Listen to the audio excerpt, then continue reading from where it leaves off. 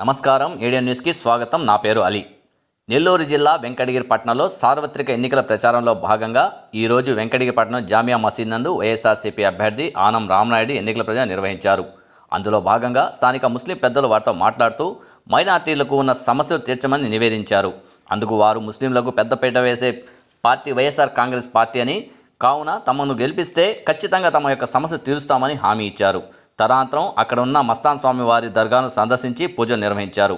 ఏది ఏమైనా వీరి వాళ్లకు చూస్తుంటే మైనార్టీల ఓటు వైఎస్ఆర్సీపీకి అనే విధంగా కనిపిస్తుంది.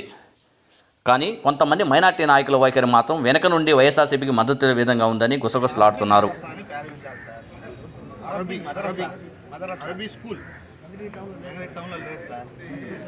బయట పోయి చదువుతున్నారు, నారిపేట సీట్ పెట్టాలి సార్. అటువంటి అరబీ మద్రసా ఒకటి ప్రభుత్వ నిధులతో పెట్టాలి సార్.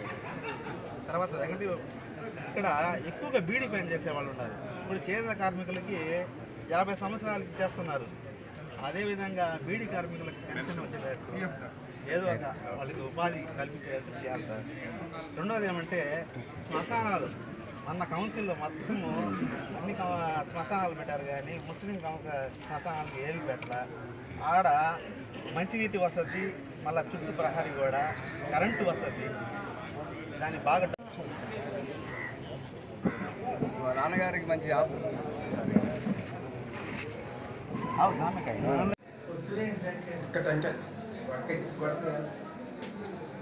బ్రహ్మాండం.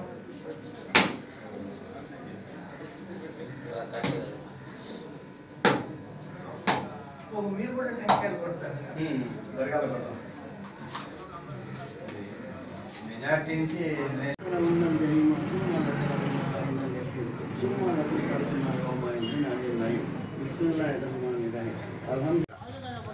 మరి పూజలు చేసుకొని వారి ఆశీస్సులు కూడా తీసుకుని ఇవాళ రావడం, అలాగే ఈ ప్రాంతంలో ఉన్నటువంటి ముస్లిం మైనారిటీల యొక్క ప్రయోజనాలకి పెద్ద ఎత్తున అభివృద్ధి చేయమని, నిధులు సమకూర్చమని, అనేక అభివృద్ధి కార్యక్రమాలు పెండింగ్లో ఉండిపోయినాయి.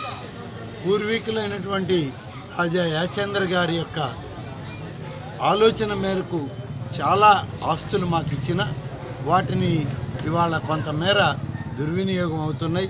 వాటన్నిటిని కూడా తిరిగి మళ్ళీ మసీదుగా అలాగే దర్గాకి స్వాధీనం చేయాలని వాడు కోరారు. వాటన్నిటినీ కావాలని కోరారు.